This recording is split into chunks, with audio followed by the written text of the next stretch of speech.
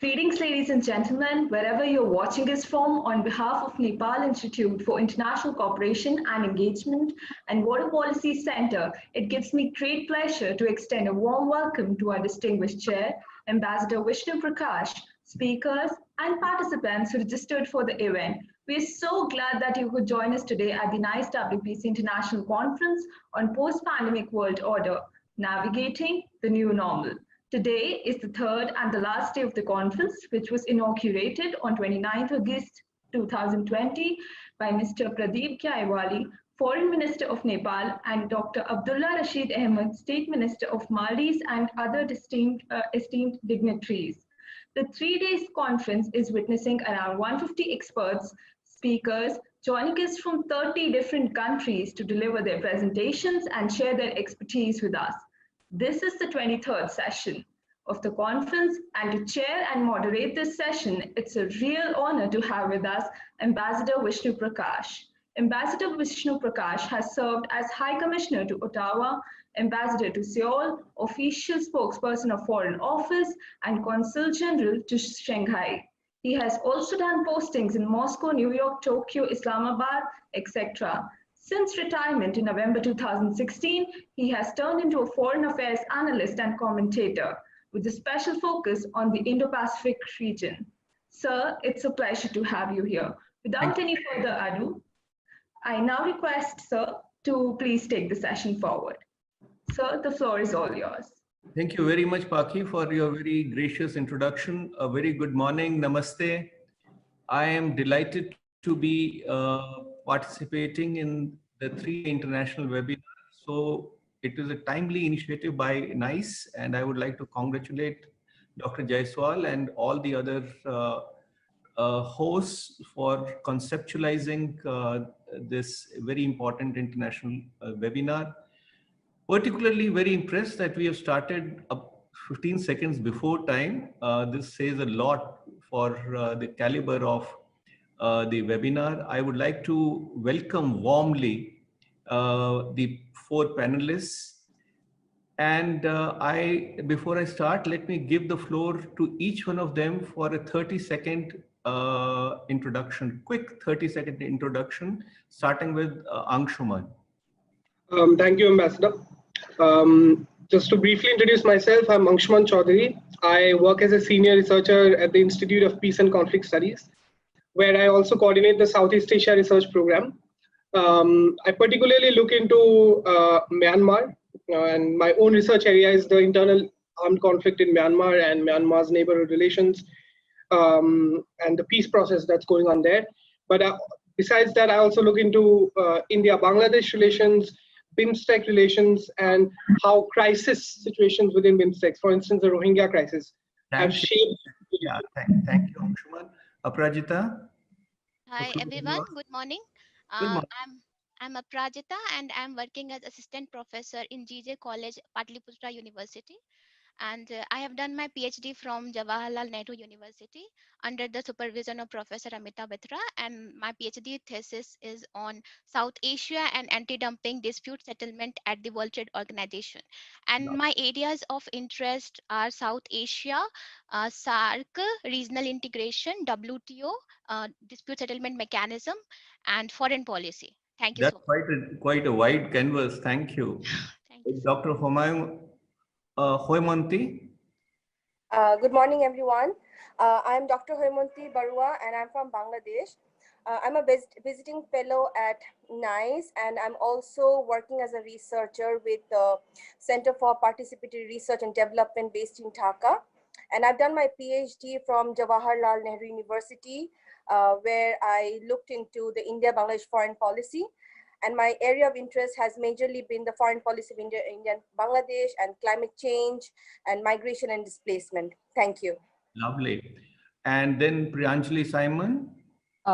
Yes, sir. So I just graduated from Manipal Academy of Higher Education, finished my master's in geopolitics and international relations. My areas of interest have been the Indo-Pacific, US foreign policy, European Union affairs, and US counterterrorism efforts post 9/11. Thank you, folks. You have been amazing. We have exactly 86 minutes to go before the close of the program, and we will very strictly adhere to the time frame. We have 4 topics, one more important than the other. I'm sure I can sense it, and I'm confident that we will have a very productive and interactive session. I assure you that I will, although I love my voice, I will try not to uh, I'll be very brief and disciplined, and you will also indulge me by doing so. The format is that I will give a 10-minute prompt to everybody, every speaker, and then you have 2 minutes to wind up. So you have to wind up at 12 minutes sharp, even if you're in mid-sentence.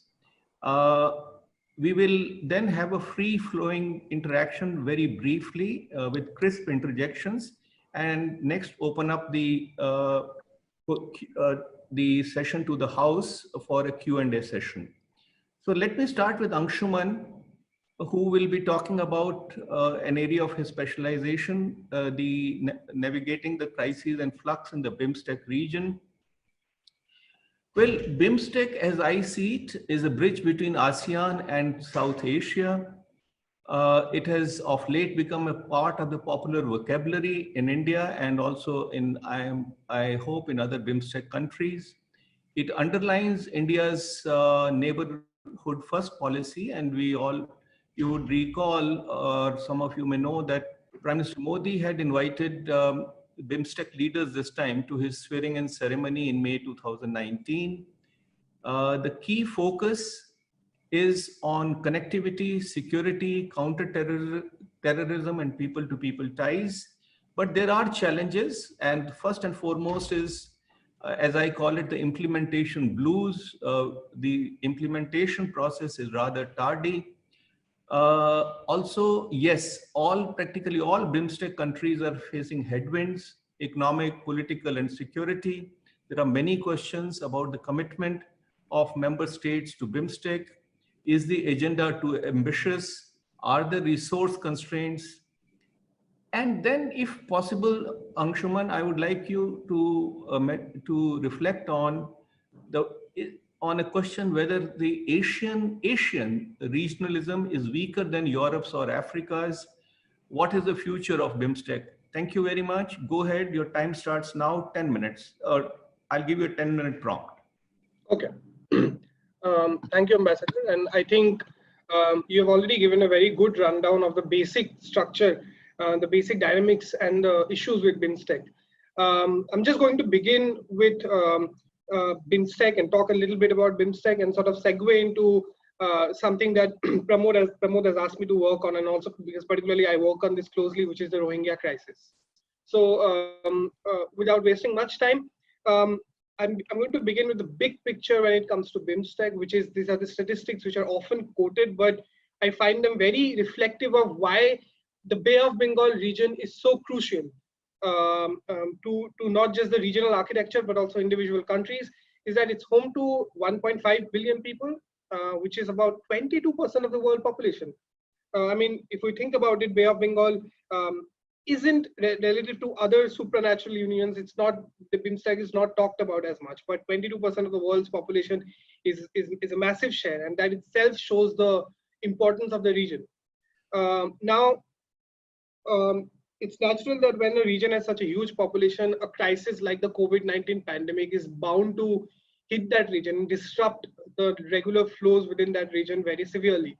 So yeah, COVID has hit the BIMSTEC region very hard. It's disrupted physical connectivity, it's disrupted trade links, it has obviously disrupted, scheduled meetings, conferences, and summits. And more importantly, I would say most importantly, it has compelled member states, particularly the smaller member states, to sort of diversify their political and geo-economic choices, or look elsewhere in order to recover in the post-pandemic phase. And I think this is where the crux of BIMSTEC's post-pandemic fusion lies, as the ambassador said, the level of commitment that each country has, or the level of faith that each member state has on BIMSTEC.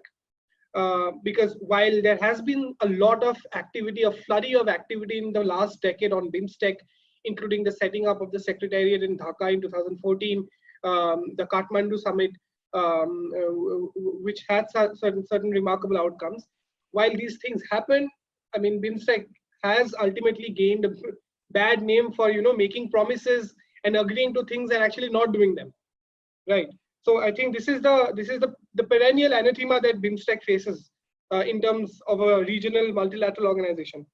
Now I think the the last major meeting, BIMSTEC meeting, that happened was in around June, in February in Delhi, on drug trafficking. I think after that the pandemic came in and all the mobility was shut off, so there could be no meetings. But I think there's a virtual senior officials meeting, or SOM, that is scheduled for day after, if I'm not wrong, in Colombo. And I think one of the key agendas of that meeting is to discuss the post-COVID-19 recovery plan for the region. So that's a positive sign that there is still continuity in the BIMSTEC structure despite the pandemic. There is also couple of days back, we saw Myanmar, the Myanmar Parliament signed the BIMSTEC Convention. So there are things happening, of course, within the BIMSTEC framework, but a lot of it will depend. A lot of the success of BIMSTEC will actually depend on whether the member states are able to actualize what they have agreed over the past few years, or what they're going to agree in the upcoming conferences. Now, this is something that I have sort of worked on about 3 months back when the pandemic started. It is sort of looking into what kind of collaborations the region can do over the pandemic. Now, one thing that glaringly stood out was that there was a SARC meeting on the pandemic, on COVID-19. Even a COVID-19 emergency fund was set up within SARC. But we did not see any such meeting happen within BIMSTEC, right? And I personally found that, I personally read a lot into it, because I found that extremely problematic and mismatching with India's foreign policy priorities, or even the region's foreign policy priorities, because we saw a lot of activity happen around BIMSTEC over the last decade. Now that there's a crisis at hand and that structure is not being activated, I think there's a shortcoming, there's a lapse there, and member states need to reevaluate that, whether there needs to be any joint, cohesive and institutionalized action. Now, why is it important that BIMSTEC holds a SARC-like meeting on COVID-19? As I already said, the bare demographic statistics tell us that 22% of the world's population reside in this particular area, in this particular region, and automatically it should be important for the region to come together to sort of mitigate a demographic threat that the pandemic poses here. In fact, a very physical threat, right? There is also the bit about what Ambassador mentioned, that BIMSTEC is actually the gateway or the interface between South Asia and Southeast Asia, right? And both these regions have been very heavily hit by the pandemic. More importantly, one of the member states of BIMSTEC, which is Thailand, you could say it's a regional powerhouse, sub-regional powerhouse within Western Southeast Asia. And Thailand has had a fairly remarkable experience with controlling COVID-19. It was probably one of the earlier success stories, and there is some degree of lessons that the other member states can learn from Thailand. What did Thailand do differently, if possible? Right. I think they were very prompt in actually imposing the lockdowns and identifying clusters in the initial phases, and identifying the main hotspots and actually zeroing down on those hotspots rather than imposing a blanket sort of mitigation policy. So, and this is even, I say this even more so because Thailand also happens to be the leader of the health vertical within BIMSTEC. So I think there's a capacity there for other member states, including India, to sort of pick up lessons and best practices from Thailand's experience with COVID-19. That is one reason, but the clearer reason that's staring right in front of us is that the BIMSTEC region shares a direct border with, let's say, Myanmar, right? Now Myanmar, the initial caseload was very low, but at the time when we were looking into potential collaboration, at that time the caseload was low. But now there's a sudden spike in cases in Myanmar, particularly Rakhine State, which is very proximate to Bangladesh and India. Right? So there is actually a physical impetus or imperative for BIMSTEC to collaborate to ensure, most obviously, that cross-border transmissions do not happen in the future, right? And also, for instance, India has already been working on in the health sector in Myanmar, for instance.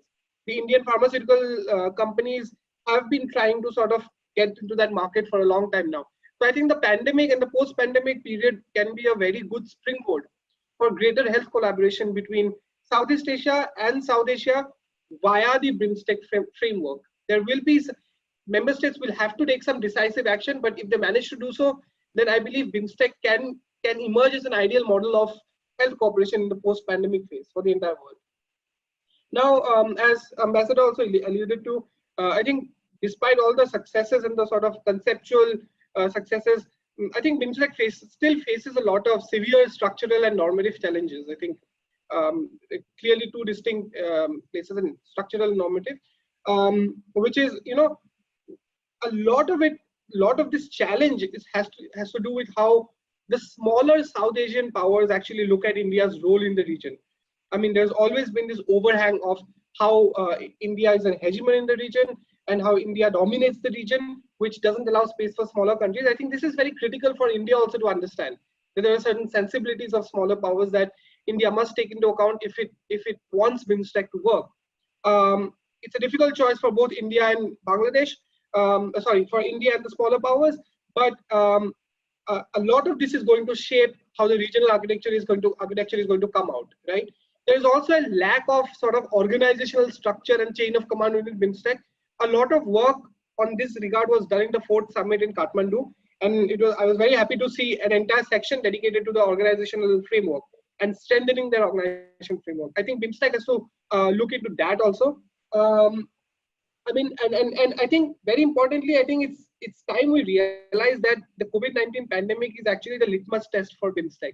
If BIMSTEC manages to sail out of this and actually come out, sort of draft a proactive post-pandemic recovery program, then I think BIMSTEC, for a long time, the member states within BIMSTEC will be able to repose their fate in the sort of regional architecture. And of course, there's a growing sense in Delhi that China is chipping into or trying to saturate the market within BIMSTEC to a point where member states will not see any more distinct advantage in banding within the Bengal structure, and rather look to China, and that's a nagging worry in Delhi, of course. 10 minutes. Sure. I have 2 more minutes, right? Yeah. Okay. Now, the bigger point here that I want to make is that BIMSTEC will survive and work only insofar as, as I said, the member states find something, particularly the smaller member states, find something meaningful and beneficial in it, right? There's a lot of talk about making BIMSTEC into a region or hub of manufacturing as in the post-pandemic phase, as production shifts elsewhere, production moves out of China. But in order to do so, member states will have to take certain very decisive actions. For starters, it will have to complete or strengthen the pending sort of connectivity projects. For instance, the coastal shipping agreement, right? The motor vehicles agreement. These things have to be finalized, because without connectivity, there will be no trade. As simple as that. Now, if there is no trade, then BIMSTEC will also fail to take advantage of, let's say, global value chains. And I think that was quite looking up. That was looking up very much in the pre-pandemic years. So I think if BIMSTEC doesn't work on it, then its promises and agreements and its potential will remain confined to the paper, right? Because there is also one point that greater economic integration in the future would also mean greater mobility, physical mobility, and greater people-to-people contact, which means higher chance of pathogens to spread across these borders in the future. If we have to, God forbid, but if we face such a pandemic in the future. So I think these things BIMSTEC will have to be very careful about, and also sort of focus dominantly on not just traditional security threats to the region, but also non-traditional security threats, which this pandemic proves to us. I guess I have completed my 12 minutes. Um, I could not touch upon the Rohingya issue, but I don't Thank want to you very exceed the much. time. Thank you very much. I have done amazingly in terms of time. Compliment you for a very succinct and pithy presentation. You have flagged all the important points, and I particularly like two or three points that you have made. Everything is significant about India's image. I agree that that shapes the decisions and behavior and responses of other countries. You hit the nail on the head when you spoke of implementation. There is a gap between promises and implementation, and that needs to be plugged. You are absolutely right that COVID does offer an opportunity to enhance cooperation in the health sector and to imbibe the best practices. So compliments. We will come back to the discussion after everybody is presented. Next, I would be inviting Aprajita, but before that, let me just say that she is going to talk of, again, a very important topic of the possibility of revival of SARC. Uh, SARC has been around for 35 years, but it has struggled literally from day one. The critics, I said, call it a zombie or even an unwanted child, malnourished and underdeveloped. The reasons we know from my vantage point, there is one naysayer in the grouping, and that has been the reason why it has stymied the progress of SARC. India reached out to SAARC nations to assist with the COVID crisis, as Anshuman mentioned. Prime Minister Modi held the first virtual SAARC summit on the 15th of March. All nations except one, again, warmly welcomed it. A SAARC emergency fund was set up, was put to good use. But again, we are back to square one. So the question that I am interested to hear an answer, if possible, Aprajita, is what is the future of SARC?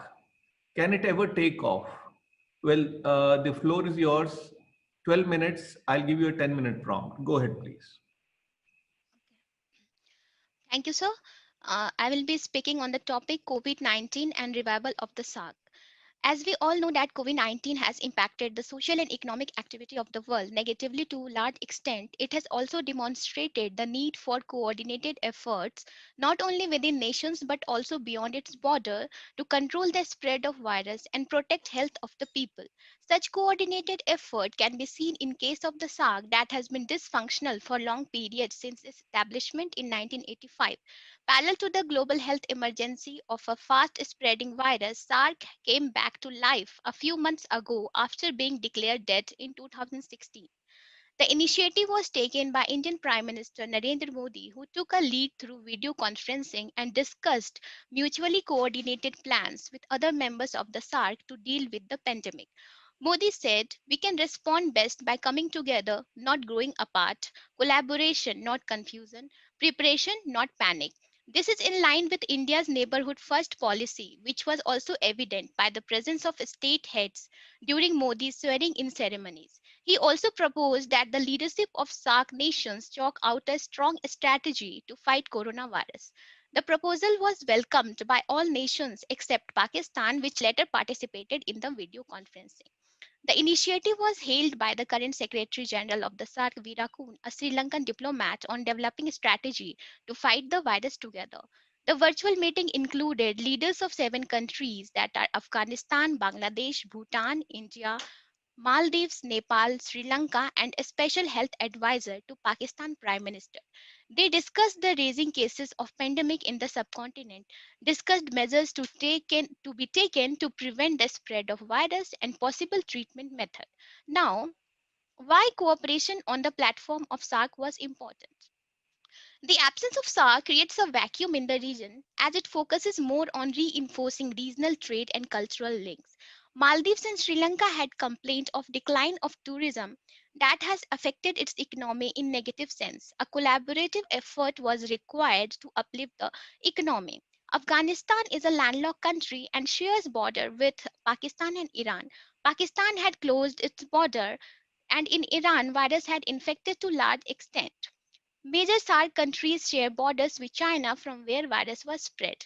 Population density is very important in case of South Asia as it is very high and there are more chances of rapid transmission of infection. Now, it is important to look into the outcome of the virtual meeting. India proposed for SAARC emergency fund for COVID-19 to fight the pandemic, extending $10 million as India's contribution for the fund, and other countries contributed according to their abilities. It also proposed for formation of rapid response team of doctors, specialists, testing equipment, and attendant infrastructure to combat COVID-19. After the leaders' video conference, the senior health professionals of SAARC countries also met on another video conference on March 26 to exchange experiences of combating the spread of pandemic. Now, other important thing was SAARC Disaster Management Center that set up a website on COVID-19 for shared use of SAARC countries. A special cell in the Ministry of External Affairs of India coordinated and monitored coordination of regional effort with SAARC countries. India took active participation in Pakistan hosting a video conference with SAARC Health Minister on 23rd April, reaffirming India's interest and commitment towards the regional organization. In the meet, India highlighted a new app, Arogya Setu, which aims to maximize community outreach within the region and developed an electronic platform, Coinex, which is SARC COVID-19 information exchange platform for the exchange of specialized information and tools on COVID-19 for use among SARC countries. Now, it is vital to see why such meeting of SARC members was important. The meeting was important for few reasons. First, it is a crisis turn opportunity by bringing together countries of South Asia for the first high level SAARC meet since 2014.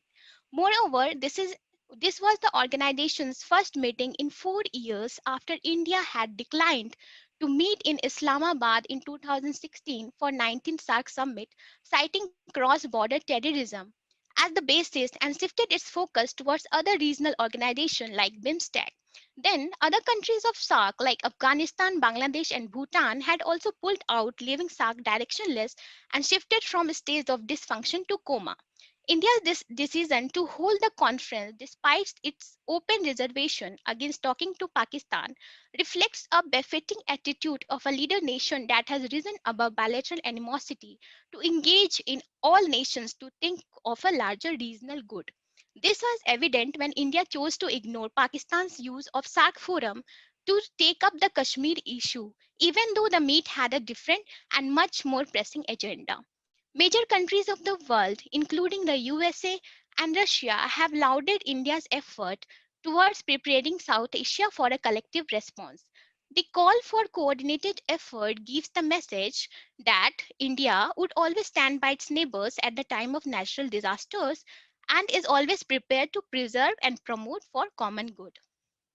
Another important observation is that though India considered BIMSTAG as alternative to SAARC, citing the problems with Pakistan that hindered many issues on the SAARC platform, but the call for collective effort on SAARC platform by India demonstrates that BIMSTAG is not an alternative to SAARC but an organization that complements SAARC. It coexists with SAARC but does not replace it.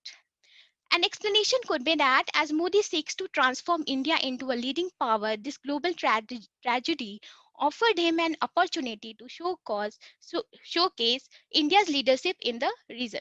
India had also dispatched a 14-member medical team from its defense forces, including doctors and paramedics, to Maldives to assist in fighting the pandemic. This initiative is important as perhaps this is the first ever Indian medical team to go to another country. India has also proposed to send a rapid response team of medical professionals to Nepal to assist the latter in fighting the COVID-19 outbreak. According to SD Muni, Modi's initiative may or may not fully succeed in eradicating the epidemic in a densely populated South Asia, which has very poor public health awareness and infrastructure, but it has in it the promise to bring SARC back to life. To conclude, I would like to say that India's initiative is a stepping stone in the revival of SARC. Over the years, SARC has had lost its significance and India got involved with other regional organizations like BIMSTEC. But with emergence of COVID-19, India has initiated for collaborative effort with its neighbors to rebuild SARC. Interestingly, Pakistan's less friendly responses have not deterred India from continuing its engagement.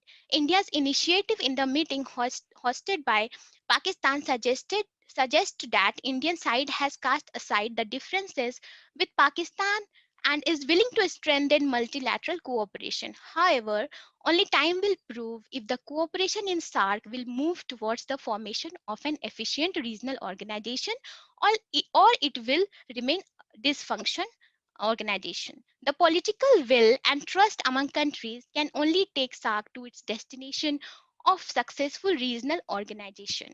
If countries succeed in cooperating, then they could set an example before the world of countries coming together during a time of crisis for the greater good of humanity despite deep political differences. I will end with the quote of Michael Leitman who said, most of all, coronavirus is teaching us a lesson in mutual responsibility. It is forcing us to recognize the painful fact that we are interconnected and interdependent the world over. Thank you so much.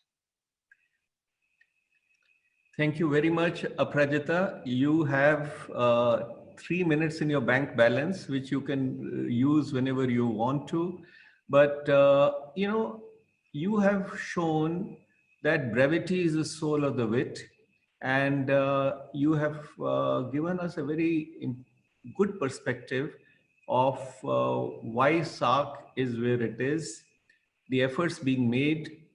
I have a slight difference of opinion with you when you say that India has cast aside its misgivings about Pakistan. That is not the case because while we have no difficulty in engaging with Pakistan, we are very clear, as is been said, that terror and talks cannot go together because that is something that our neighbor is continuing with. And they have been the naysayer because practically every initiative has been stymied. But we can either keep complaining or look ahead. We are very keen to look ahead, but certainly it's important that the infrastructure of terror that goes against India, targets India, is brought to a close. And yes, I am with you there that,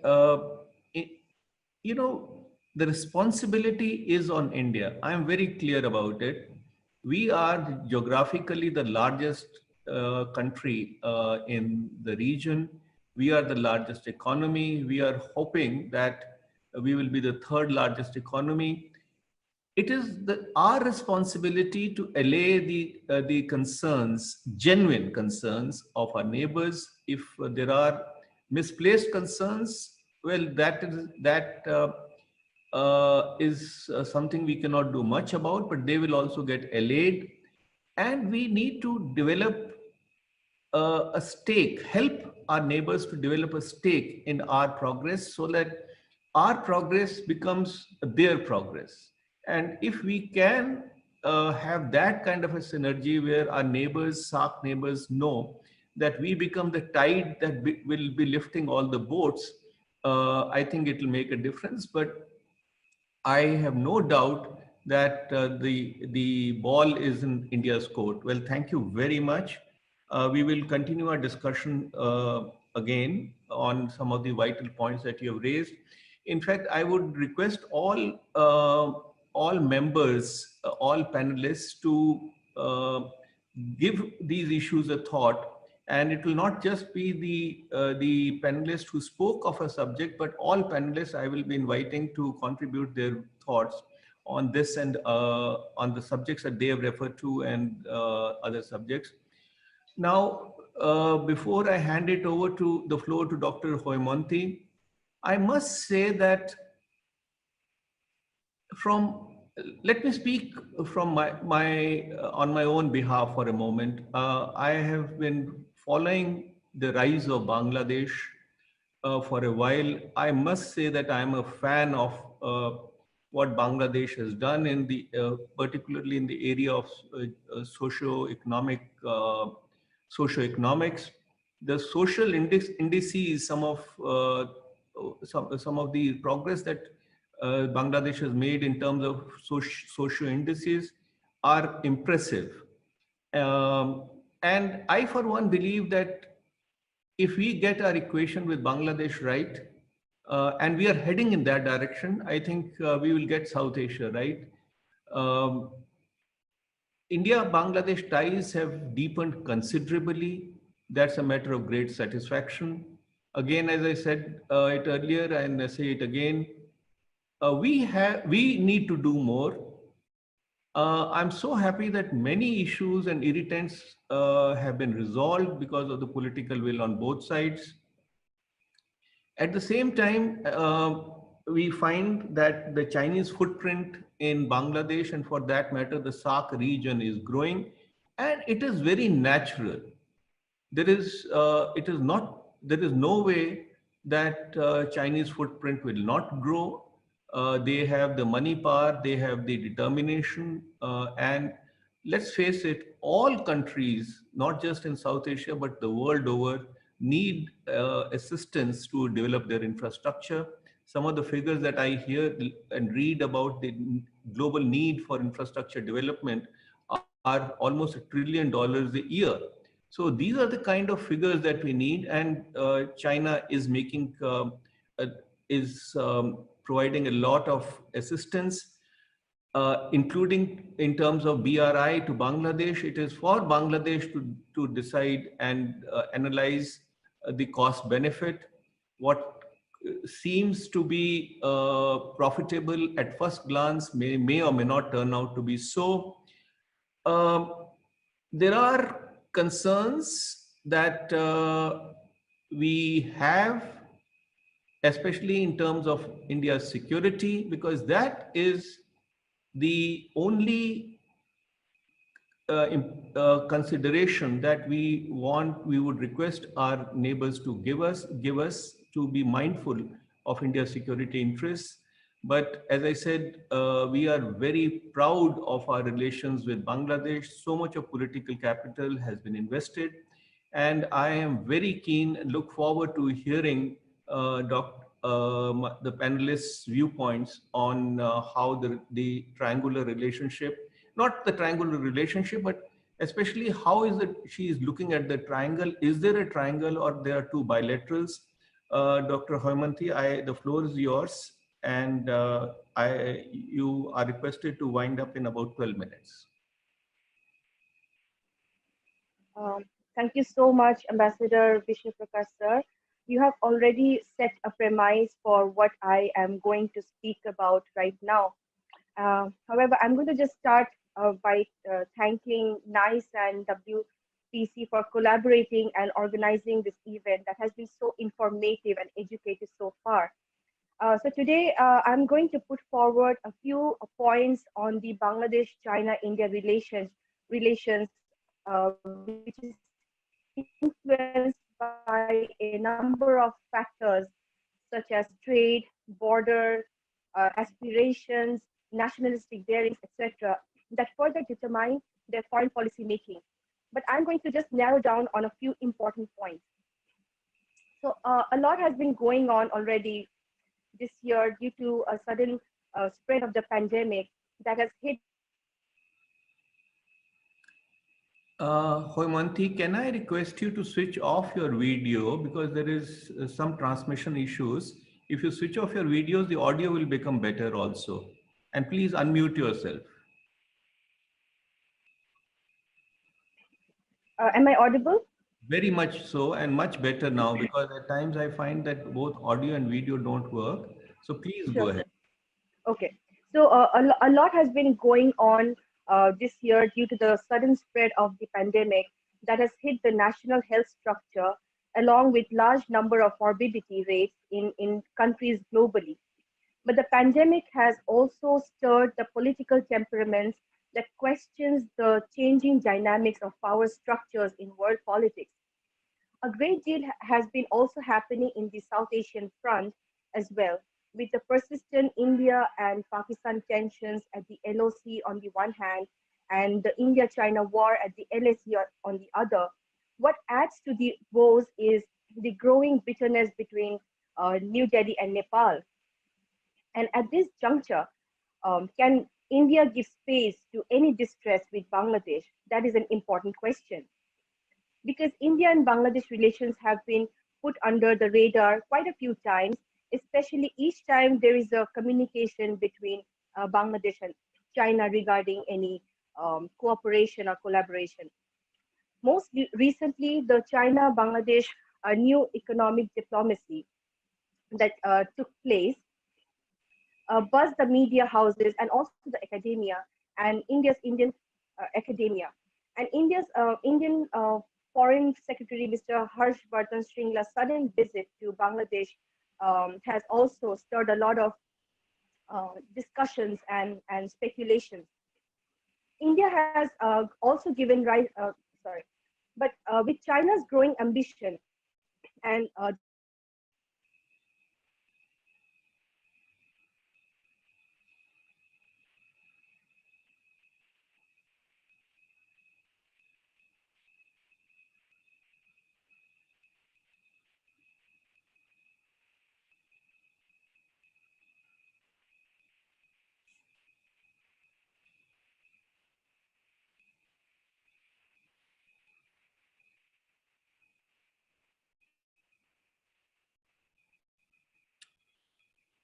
Homanti,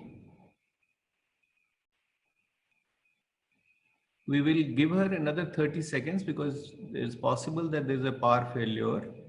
And if that does not, if she is not back, we will temporarily put her presentation on hold and move to the final presenter. But let us just wait for for 30 seconds for her to come back.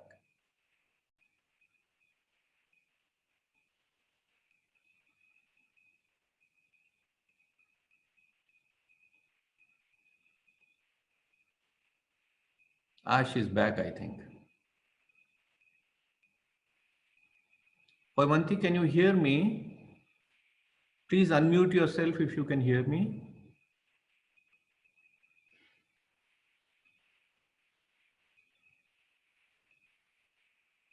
All right. So we will temporarily put her presentation on hold and let us move to the fourth and the last, not the last, but the next presenter, Priyanjali Simon, who has just graduated from the Manipal Academy of Higher Education. And she would be talking about China's health diplomacy towards the European Union and its implications. Now, from my perspective, let's leave aside the conspiracy theorists. It is very evident, and there is consensus that at the least China hid the coronavirus for weeks. Even after informing the WHO, it did not inform the rest of the world. And as a result, the virus multiplied. China even allowed its citizens to travel abroad, including from Wuhan.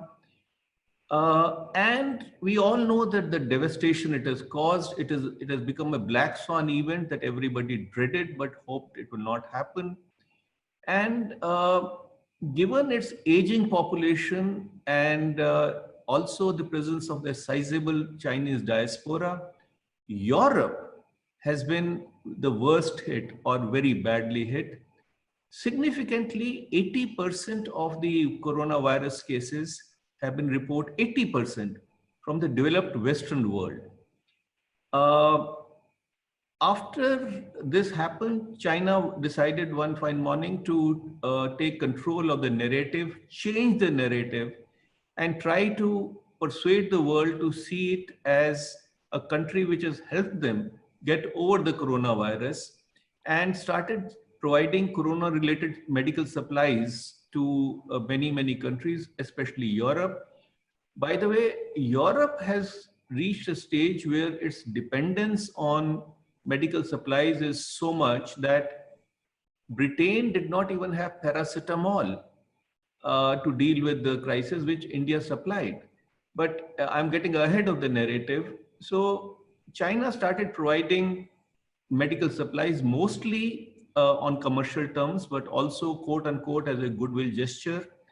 But soon country after country in Europe discovered that a bulk of the rapid test kits, face masks were substandard, were defective, some were even used. And many countries went public. Many countries returned the supplies which they had got at a high cost. That Chinese companies were not above profiting even in times of a pandemic, has dealt a body blow to the Chinese image. Question is it a temporary phenomena? Would the Europe or EU and European countries, chastened by their experience of total dependence on China for critical medical supplies, now onshore or near shore facilities for production of medication? Will they reduce the dependence on China? How will their experience impact their attitudes in general? There are many questions, but I'm sure we'll get the answer from the panelists to some of these questions. My dear, the floor is yours. Go ahead, please. All right, sir. Thank you so much. I think you've encapsulated just about everything that my presentation is going to cover. So I have a presentation ready and I will quickly run you through this. Please. Right. So this is my presentation: China's health diplomacy towards the European Union and its implication. Like you rightly said, sir, COVID-19 has become a black swan situation, black swan event, and moreover, it has altered the planned trajectory of China's domestic policies as well as its engagement with the rest of the world. So the things that I'm going to talk about today are how is China trying to turn around its image? How effective has China's health diplomacy been among European nations?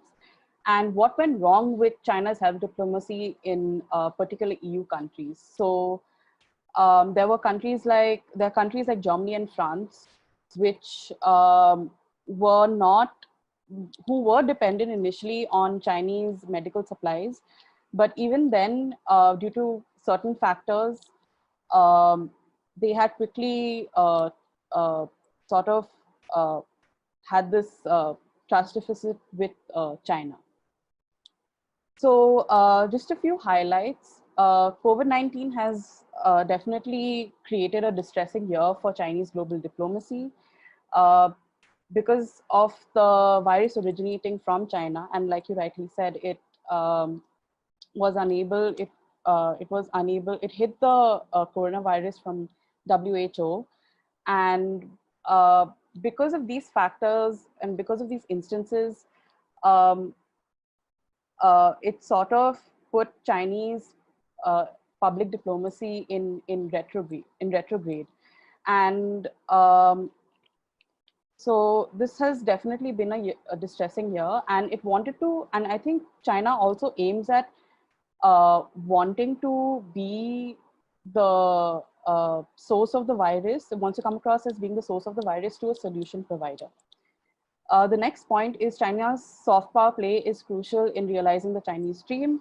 I think the concept of national renewal and rejuvenation and the fact that China aims to be a cultural exporter of sorts, much like the United States, and the volume of cultural exportation um, uh, by the United States, I think China sort of aims to be at that sort of level, and which is why soft power has been a crucial part of realizing the Chinese dream.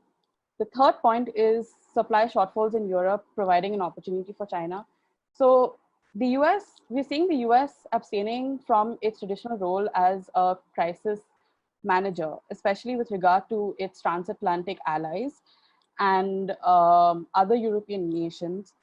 And this is a vacuum that has been filled in well with China, with businesses taking a huge hit.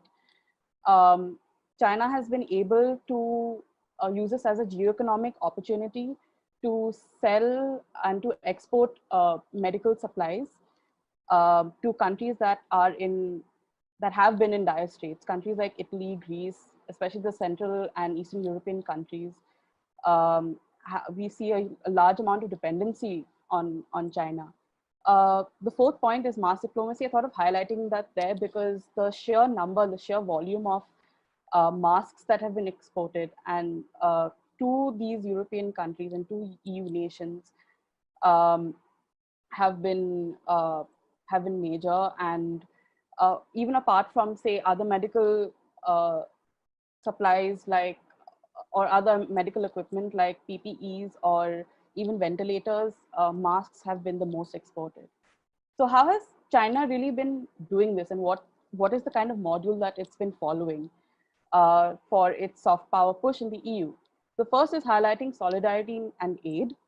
So through Chinese embassy situated in the EU, situated in the European countries, it's basically sending messages saying, uh, telling the European public, hey, listen, we are here with you and we stand by you, and there's availability of Chinese aid, and we're here for your rescue. So this is one thing that they've been promoting consistently. The second is calling for international unity. The third is promoting China's fight against COVID-19 as a success story, like you rightly said uh, in your introduction, where the first outbreak of the coronavirus in China was contained was contained, and they've been using this to garner faith, like to basically garner support, and it's a way to get people to especially the European public to have faith in say Chinese engagement, like soft power engagement um, in the EU with regard to the coronavirus. The fourth point is countering narratives critical of China. I will delve into that a little later. So this is coexistent with the wolf warrior diplomacy, which China has been pursuing, and especially in the wake of the coronavirus situation and the amount of spread that it has had among European nations. The way I'll be delving more into this later, so I'll talk about that. So I want to quickly just go through what has worked, what did work for China.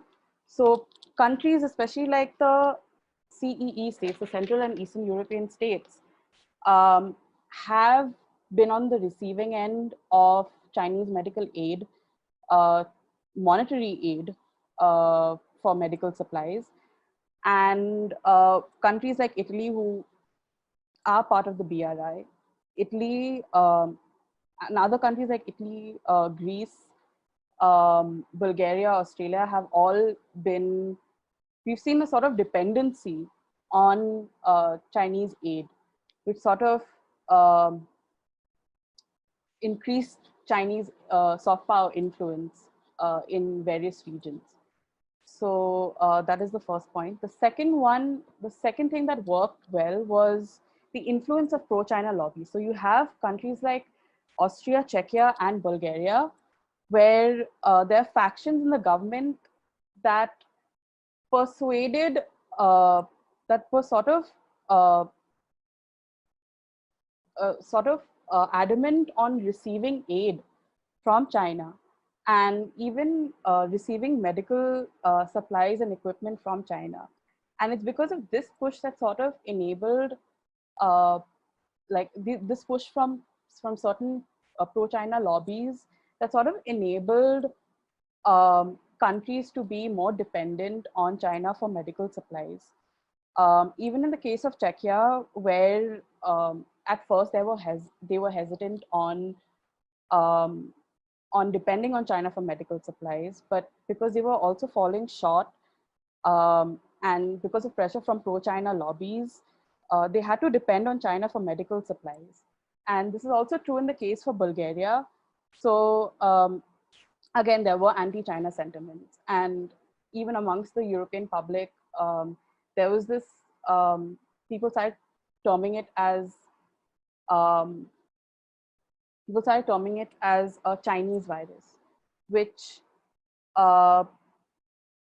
soon, I think, the perception started changing because of the help of pro-China lobbies just working towards getting more medical aid. Yeah, so moving on to the third point, engagement of Chinese-owned healthcare insurance companies and medical suppliers. So there have been business sectors or businessmen in European nations that have been coordinating its efforts with Chinese-owned healthcare insurance companies operating in EU nations that have helped in pushing medical supplies in these European countries. So that has obviously increased the amount of influence, soft power influence in those countries. The fourth is Chinese embassies and their way of showing solidarity with the European public through the media. So Chinese embassies have played, I think, a very, very crucial role in just in the kind of information and the kind of information that they choose to put out through their media outlets, in the sense that they've been, say, the Wolf-Warrior diplomacy. They've been very, yes. Okay, sir, I'm almost done. So they've been very quick to counter any criticism of China. And the embassies have been instrumental in doing that. So what went wrong? Spreading disinformation. So even the European Commission stated that, say, Russia and China were actively engaging in disinformation campaigns in the EU, which didn't fly too well with countries like France and Germany. And I think France was very sort of furious at the fact that China had spread this news that a bunch of healthcare workers had abandoned their jobs and were unhappy with the government because of this. Wolf-Warrior diplomacy, like I said, it's embassy website have been instrumental in countering any criticism against China, which hasn't worked too well with certain European states. And they've been very adamant on, they've been very headstrong, especially the Chinese have been very headstrong on following a particular message. And this didn't really go too well with certain European countries. The third one is quality of medical supplies, like you mentioned earlier. There have been faulty rapid tests and there have been about 600,000 face masks that have been imported from China that are defective. So this has been a huge contributor to the trust deficit between China and the EU countries. Research outcomes, COVID-19 has unmasked crack within the EU's edifice. So we see a huge strain of relationship, relationships between— 30 seconds, my dear, 29. Okay. Okay, so see a huge strain between states and the rest of the EU countries. It's uncovered the volume of dependency on China, and EU has been caught in the middle of growing US-China rivalry. Like I said, it's a vacuum that China has been able to fill in well. And European solidarity is slowly shaping up with countries like France and Germany taking the lead in uniting the you. European. Thank you. Yeah. I need to request you to bear with me. Yes. Uh, Thank you very much for bringing out some salient points of the Chinese diplomacy or mass diplomacy in Europe. Uh, you are absolutely right on both counts about the business lobbies that are at work to or pro China business lobbies that are at work. But unfortunately, it's not just in Europe; it's also in India also, and it is in other countries too, because businesses very often look at dollar and cents. Minor matters like sovereignty and pride and self-respect and security does not matter. I mean, which is really unfortunate. And the examples of China's wolf warrior diplomacy are both shocking and amusing. Imagine the Global Times, which is an instrument of the Chinese government, lashed out at Australia to say when Australians asked for an inquiry into the COVID-19, that Australia was like a chewing gum stuck on the sole of the Chinese foot or Chinese shoe. And the Chinese ambassador to UK, to Britain, when asked about Huawei, said that if, or so I'm paraphrasing him, that if Britain is going to toe the line of other countries, it cannot be called Great Britain. How is it great? I mean, God bless them for doing what they are doing. But I think Hoymanti is back. Hoymanti, Yes, sir. Yeah. welcome back. Thank Uh, you. go right ahead, and you have 10 minutes, please. Okay. So I'll not go to the introduction, and I'll just start from where I had stopped. That before going into explaining the China-India-Bangladesh relation, I will very briefly glance through China's growth as a powerful nation because it's very important. China's transformation from being one of the world's poorest countries to becoming the second largest economy in the world is an irrefutable fact. And few examples would suffice that from being merely 6% of America's economy in the early 1900s, they became 50% of the US economy in 2011. This shows how fast and strongly China grew. And China is the world's largest exporters, especially since 2014, whereas USA is the third and India is the 16th. China exports their goods to about 117 countries. This shows China's global economic outreach and strength. And President Xi's ambition of the Belt and Road Initiative only makes it more obvious. Additionally, I would like to say that when USA was ending its multilateral approach, China seized that opportunity and became the reigning bearer of the multilateral system. And here it becomes interesting because although China has always been present in South Asia, this was the time when this was a time that marks China's intentions in the region. Therefore, gradually, China's presence in the South Asian region became more apparent and powerful. At the moment, it is pertinent to bring the China factor in our discourse, knowing that China plays an important role in South Asia, be it with Pakistan or Sri Lanka, and of late, what we have seen during the only dispensation. And China's interest in Bangladesh is also considered as a big factor by India. But when we look at the India-China squabble, we must not forget that their problems are very old and have historical roots, and the current clashes are only reflections of those old pending issues that are probably being addressed now.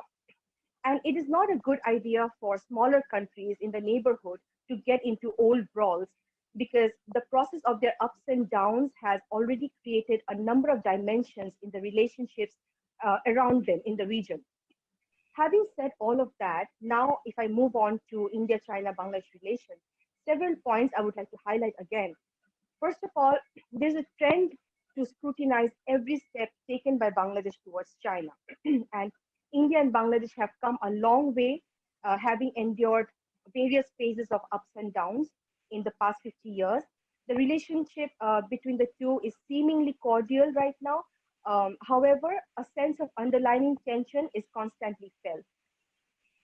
The anxiety towards Bangladesh's foreign policy preferences by India is quite evident as well, especially due to the former's increasing collaborations with China, and and China is the latter's most important opponent of all time. Otherwise, what may have been perceived as a friendly tie in the millennium's race where nation states are aspiring to achieve developments and advancements, all inclusive of social, political, economic, and military, Bangladesh recent decisions have made India more anxious. There are a lot of reports on Bangladesh's growing proximity to China, uh, and speculations that Bangladesh is fall into the Chinese debt trap. But one must not overlook that China is one of the largest partners for us, but not the only one. Our trade with India is more than $10 billion. And we have United States, Japan, the European Union, and also the Middle East, who are very important players in our economic development and infrastructural partnerships. That must not be ruled out completely. And also thinking that South, and also making assumptions that the entire South Asian region is joining the BRI bandwagon blindly must also not be done.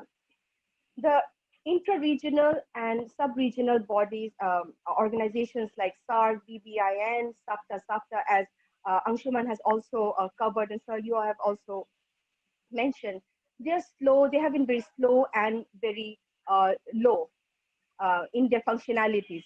But what repeatedly comes under the spotlight is China's 40 billion investment in Bangladesh along with the BRI. And no postulations are done on Japan's $3.5 billion development assistance financing in Bangladesh. So Bangladesh in the region have that have felt sandwiched between the two big neighbors, but have also played a balancing act for a long time.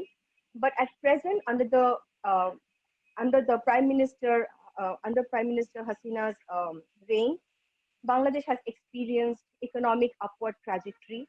And as per the reports, it seems like even through the pandemic, Bangladesh is most likely to register a GDP growth of 5%.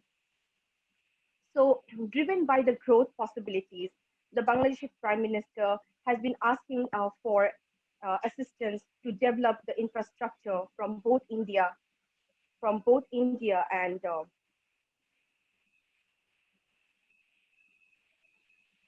just like I'm technologically a little challenged today. Um, so, so driven by that by the zeal to develop more, Bangladesh has been asking for assistance from both China and India. Now the thing is, China gets a preference over India mostly because of the fact that China has delivered on time most of the times, unlike India, where Indian projects and projects have been delayed many times. So India and Bangladesh, so we have to understand that India and Bangladesh has always maintained a cordial relationship. And although Indian government has solved the boundary settlement issue, the long pending boundary settlement issue seamlessly, which has been a long-term irritant, there have been a sense of tension, especially since the last year or so, since the discussion of NRC and CAA began, and various other gestures and comments from the Indian side. Viewing the border relations, although the Modi government solved the boundary issue with Bangladesh, yet it probably has the highest number of casualties in the borders, whereby as many as 1,000 Bangladeshi civilians have been killed by the Indian BSF in the last 10 years. And um, as Ambassador Sir has mentioned that for India, the security issue is very important. These kind of border killings or the sentiment that has arisen out of the NRC or CAA has probably not gone down very well with Bangladesh to an extent. I would not like to I would not like to highlight it like that, but maybe it did not go down very well with a section of Bangladeshis. And also, when it comes to the trans river issue, the Tista River issue has been pending for a long time, which has not been addressed. And these kind of all these issues have been creating a certain level of irritant for the Bangladesh side. Monty, two Yes, more, sir. please. Okay, sir. Yeah. The manner in which the NRC and CAA was handled gave an impression that the Indian government wants to literally throw away the foreigners, or as they like to call it, the Bangladeshi infiltrators in the Bay of Bengal. And the gesture was not very friendly. So Bangladesh, on the contrary, has never been aggressive or never crossed the line while making political statements or giving counter responses, something that even Nepal is doing to India at the moment. So Bangladesh has never done so. In fact, in the last 2 months, India Bangladesh decided to start a new connectivity route through Chittagong Port that's set to be operational in September.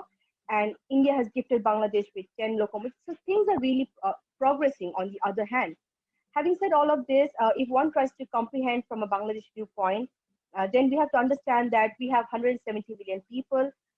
We have 170 million mouths to feed, along with 100 million refugees.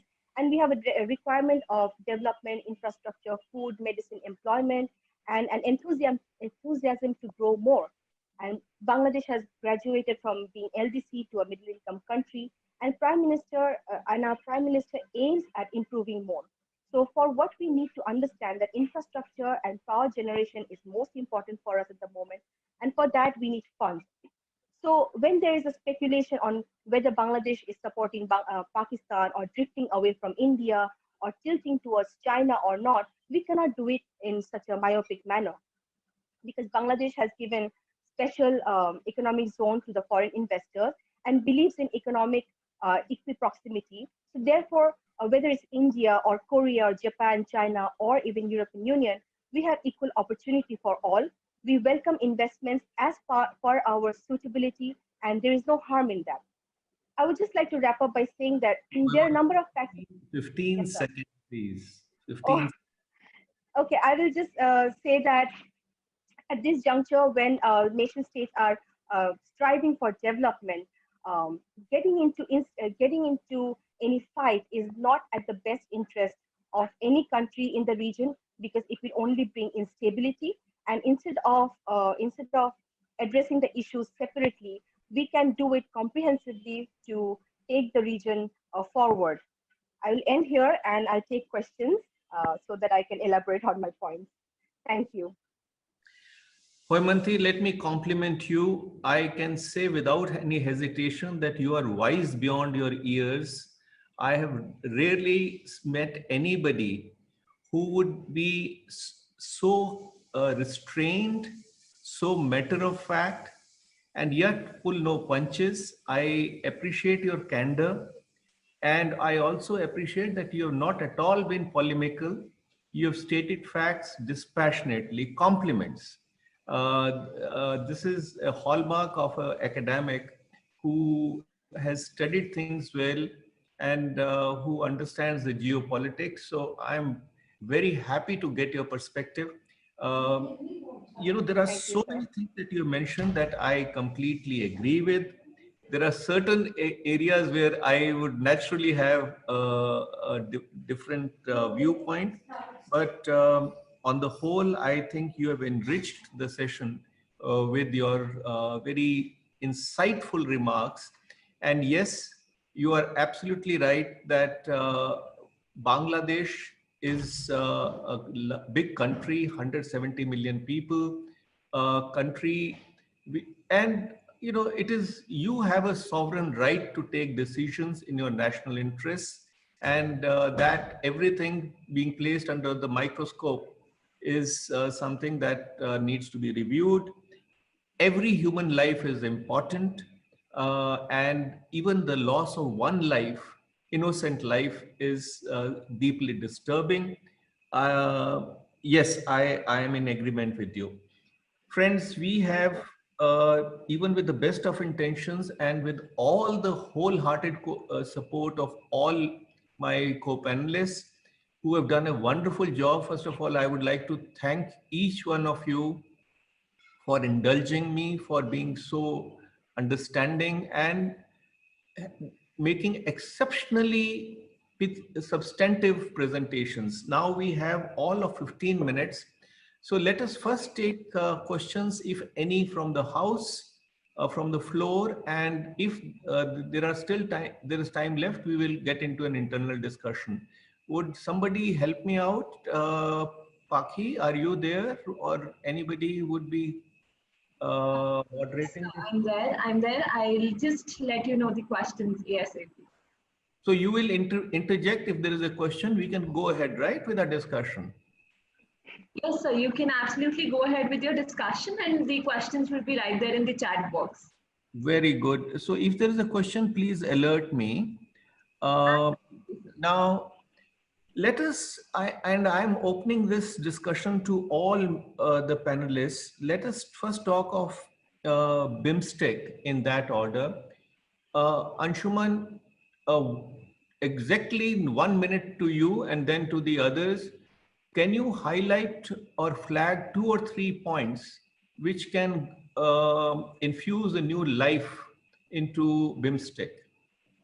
2 or 3, because there's an overload of agenda as I see it. I don't know whether you agree. So, yeah, go ahead, please. Sure. Thank you, Ambassador.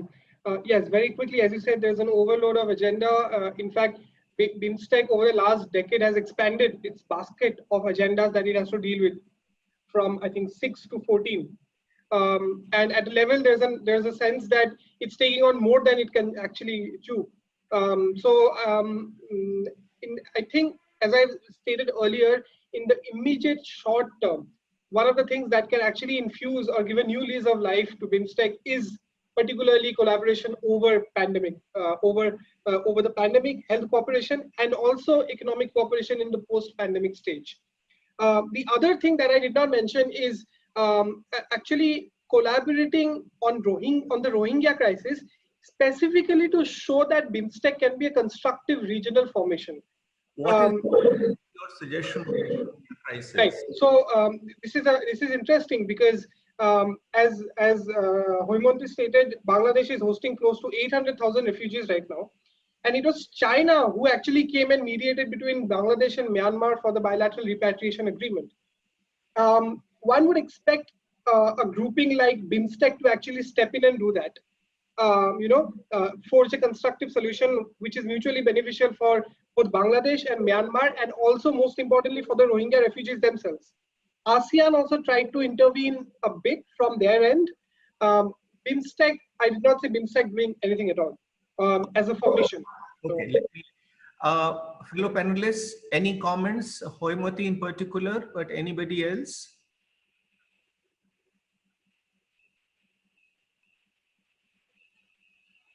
If there is any comment, I would invite the panelists on this issue to unmute themselves and go ahead, please. Okay, so I would like to add, and I would like to add to Anshuman that because when we are talking about BIMSTEC and we are talking about India's role, India being the leader, I mean, being the biggest country in the region, there's a natural expectation that with certain problems and issues, India will take a leadership role, which has not been addressed in matters of the Rohingya refugees. So these are some important aspects that must be taken into consideration, and to make organizations like BIMSTEC or even SARC to revive for the betterment of the region. All right. Anybody, any other panelists? Okay, there is a question for Dr. Barua saying why I mean, I'm reading it as it is, but the question is, why are small neighbors like Nepal, Bangladesh, Sri Lanka often blamed by India for bringing China in the region? Um, that is exactly what I try to point out, that um, there is the China factor, and it is very important for India. We know the what is going on in the Indo-Pacific, uh, with the Indo-Pacific area, and how China and why China exactly wants to expand in the South Asian region. I wouldn't say India tries to blame, but naturally, if China is what China is doing gives an impression that they're trying to um, surround India from all sides and suffocate it. Naturally, it will not be taken down very well with India, um, because India wants to, and also India aspires to become the most powerful nation in South Asia and in Asia. So yeah, I think I Thank you. So, Any other panelists? sir, Any? can I add to what Go Hoymonti has ahead, said? Aparajita. Go ahead, please. Sir, every country, whether it is small or big, they always work on the principle of their national interest. So small neighbors, they will see where their interests are being fulfilled. They won't go on the pattern of favoring India or China. They will favor their national interest. So India cannot blame its neighbors. India uh, should try to give such good policies and things to its neighbor which can counter China, which China is providing to its neighbor. So instead of blaming, it should try to uh, do such things for its neighbor that they are automatically pushed towards India and not China. This is what I want. So the ball is in India's court, as you say that, right? Yes, sir. Yes, sir. All right, Yes, lovely. because India is the biggest country and they Hmm. have the infrastructural might, and monetarily, India is more powerful than the smaller countries. And throughout my presentation, also, as I've mentioned, be it Bangladesh or Nepal, we are all striving uh, towards more development. And we will take investments from whoever right now is going to Hmm. offer it to us. And if a project is taken, we would expect those projects are being fulfilled on time and not neglected or not delayed. So if and we are going to accept it from whichever nation, and if that's China, then we are going to take it from China. But that doesn't necessarily mean that in Bangladesh or Nepal, or I will not talk about Pakistan here, that we are drifting away from India. We are just trying to get the best for our interest. Thank you. Absolutely, I agree with fellow panelists that every nation has a right to do what the nation deems appropriate or desirable to further its national interests, so long as it does not hurt the national interests of any other country. And the developmental needs are huge, including the developmental needs of India, no doubt about that. Any other point before we move to? Okay. SARC. Any thoughts on whether SARC can be revived? And if so, what would it take to revive SARC? Ambassador, if I may, I'm sorry to interject. I think there's a question directed at me. If I'm not wrong. I've chosen to ignore that question. So All right, all right. I thought you did not take it. no, I've seen that. Sure. So Uh, yeah, Paki, you wanted to say something? No, so I was just acknowledging the fact that you know the So, question. any panelists, any comment about SARC? yes, yes, sir. I would like Go to say ahead. something. Go ahead, Aprajita. Sir, we all know that the countries lack there is a lack of political will and trust among members. So the countries, they should understand that COVID-19, it is a health problem, health issue, and it goes beyond borders. And South Asian countries, the population density is so high that even if one country is infected to large extent, it will first infect the neighbors, not other region or other countries. So it will first spread to other region. So the countries should understand that this is a problem, and this needs a collaborative effort among the countries. It cannot be handled handedly, and it is beyond borders. The other thing is, Pakistan should also understand that this health issue requires a collaborative effort, and at this point it cannot raise issues like Kashmir or whatever problem the countries face, and it should first focus on the pandemic problem. Dr. Rajita, my question, how can you stop Pakistan from doing if they are determined to do that? Can you Sir, gag them? no, I cannot stop, but sir, I have one suggestion that the decision which are taken in SARC, it is on the basis of consensus that all countries have to agree, and All right. because of All which right. Thanks. Homonti, you were saying something? Now, I was just saying that Pakistan needs to understand that if you live first, then you can take your issues further later. So for now, and with the meeting that was held on the SARC forum by Prime Minister Modi, where all the leaders had joined, it shows that a pandemic has brought us down on our knees, and it is not impossible. It maybe they're not doing it, but it is not impossible to come together and fight, be it a pandemic or any other issues. This is an ego fight. Yeah. And so Well, faster Pakistan right. realizes that, I don't know how this is going to happen, but the faster Pakistan. Yeah. In fact, Anshuman made a very good point when he was speaking about BIMSTEC cooperation, that imbibing or exchanging best practices is the need of the hour. And then there, I think there has been a collective failure of the Committee of Nations, because many of our countries have just worked in silos. And, it's like feeling the elephant from different angles and giving a verdict. Any other comment, Anshuman? Do you Yes. have a comment? I just wanted to sort of do a quick sort of review of what the SARC meeting actually did. I think it's been almost 5 months since that meeting was held, and India extended things like the Integrated Disease Surveillance Portal, activated the SDMC and all of that. But I think now is a good time to actually see, has that meeting actually achieved anything tangible or significant on the ground? And my sort of reading and findings say that not very much has been achieved from that meeting, including from the SARC emergency fund, COVID emergency fund.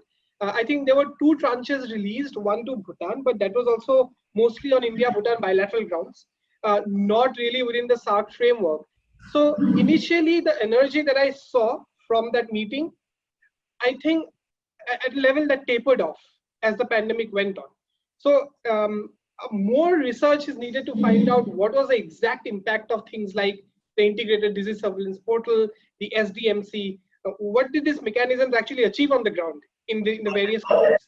Yeah, got it. Before we have basically 2 minutes, any panelist who wants to make an intervention for 30 seconds? Any? Sorry to interrupt. Before you go forward, there's another question in the chat box. All right. Okay, let me take a look and see whether what to do with the question.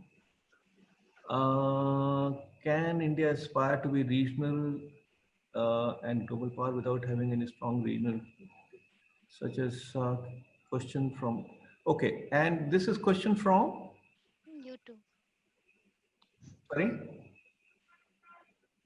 So people are also watching us from YouTube, so they also drop their questions from there. We take anonymous questions, is it? There must be someone, but they drop it on YouTube because people are watching on Facebook and YouTube.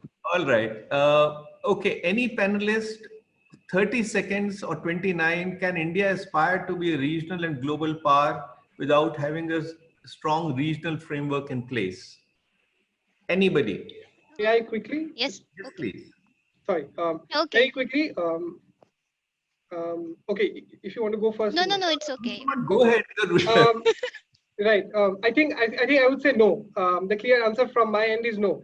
I don't think India can aspire to be a regional and global power without a strong regional framework, because we are no more in a unipolar or bipolar world. We're in a very much multipolar world, and regionalism is very much in vogue. And given the global value chains and the cross-border trading in today's world, I don't think India can aspire to climb up the ladder of global power without first focusing on the region and becoming a constructive regional power. In this case, a South Asian power. Thank you. Aparajita, Priyanjali. Yes, sir. Yeah. Sir, I agree to what Anshuman has said. You're That not supposed to agree. You're supposed to come. sir, I'll comment after agreeing. Go ahead. Go ahead. No, India cannot become a global power. The answer is no, because even our former president I.K. Gujral has also said in his comment once that we cannot fight our neighbors and become a global power. So, if you inspire to become a global power, then Who said that? Who said that? the former Fight. Prime Minister I.K. Gujral. You cannot fight your neighbors and be a global power. Sir, I Okay, read. not to worry. I'll check. Okay, okay. Sir, please check.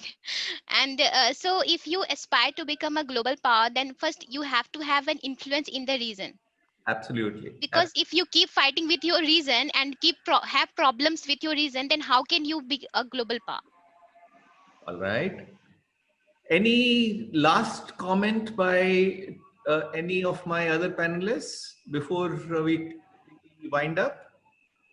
No, sir. No, sir, I'm good. All right. You know, I am a former diplomat, so I'm allowed to speak freely. It is rare for me to come across and to interact with such a wonderful panel. Each one of you have been amazing, and I would request NICE to have me interact only with this panel in future. If you ever invite me to interact on any session, you guys are amazing for the simple reason that none of you kind of wavered. You came straight to the point. You called a spade a spade. Whether one agrees or doesn't agree is a different matter. I happen to agree with 90% of what you all said. All that is left for me is to say thank you very much. Thank you, NICE, for organizing this particular interaction. I think it is more substantive. And Pakhi, thank you very much. God bless you all. Take care. Bye-bye. Thank you, sir. Thank you. Thank you. Thank you all. Thank you. Thank you, sir. Even we would like to express a sincere gratitude to you for agreeing to chair and moderate this session. Our sincere thanks also goes to all the speakers for being a part and delivering such comprehensive and convincing presentations. You all are definitely inspirations for all of us here. I've been studying BIMSTEC and SARC in college, and thanks for providing a deeper insight into all of that. We would like to acknowledge our gratitude to all our friends from the diplomatic community, experts, academia, media, and different organizations. Finally, I must also mention our deep sense of appreciation for audience who participated in the webinar and those who are watching us live on our YouTube channel. Thank you for your valuable time and attention and for making this session productive with your questions. We're truly honored to have you all with us this morning and hope to stay connected with you all in future as well. It's been a great pleasure. Also, do join us in the next session. Thank you so much. Thank you, Paki. Thank you. Thank you, sir. Thank you very much. It was a very interesting session. I was listening to you. Thank you. And thank you for your time. Thank you, everyone. Anshuman, Haimanti, Aparajita, Pranjali.